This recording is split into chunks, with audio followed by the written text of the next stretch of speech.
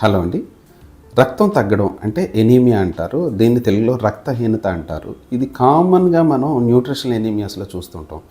90% కేసుల్లో చాలా సింపుల్ కారణాల వల్లే రక్తం తగ్గుతుందనమాట. తిండి సరిగ్గా తినకపోవడం కానీ, లేదంటే తిన్నది సహించకపోవడం కానీ, లేదంటే ఆడవాళ్ళలో అయితే నెలసరి ఎక్కువగా అయిపోవడం కానీ, చిన్నపిల్లల్లో అయితే ఏమైనా కడుపులో పురుగులు ఉండడం వల్ల అబ్జార్ప్షన్ లేకపోవడం వల్ల కానీ, ఇలాంటి కారణాలు చాలా సింపుల్ కారణాల వల్లే రక్తం తగ్గిపోతూ ఉంటుంది. వీళ్ళకి ఏంటంటే మనం మందులు ఇస్తే రక్తం పెరిగిపోతుంది. కొన్ని జాగ్రత్తలు చెప్తాం. ఇవన్నీ సాధారణంగా మంచి ఆహారం తీసుకొని ఇలాంటివన్నీ చేస్తే రక్తం నిలబడుతుంది. వాళ్ళకి ఫ్యూచర్లో ఎలాంటి సమస్యలు రావు.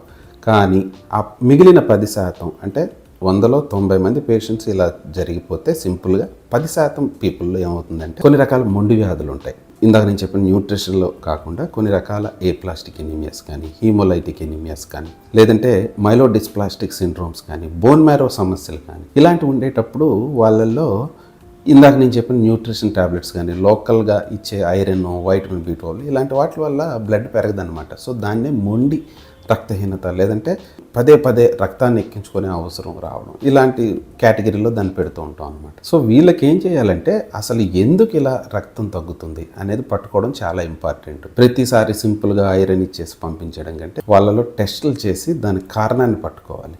వాళ్ళు MDS ఉందా, హీమోలైటిక్ ఎనీమియాస్ ఉన్నాయా, హెరిడిటరీగా పుట్టుకతో వచ్చిన సమస్యలు ఏమైనా ఉన్నాయా, బోన్ మ్యారో సమస్యల్లో ఏప్లాస్టిక్ ఎనీమియా ఉందా, మైలోడిస్ప్లాస్టిక్ సిండ్రోమ్స్ ఉన్నాయా, ఏమైనా బ్లడ్ క్యాన్సర్స్ ఉన్నాయా, మల్టిపుల్ మైలోమా లాంటివి కానీ, అదర్ సీరియస్ క్యాన్సర్స్ ఇలాంటివి ఏమైనా ఉన్నాయా అనేది పట్టుకొని దానికి ట్రీట్మెంట్ చేయడం అనేది చాలా ఇంపార్టెంట్ అనమాట.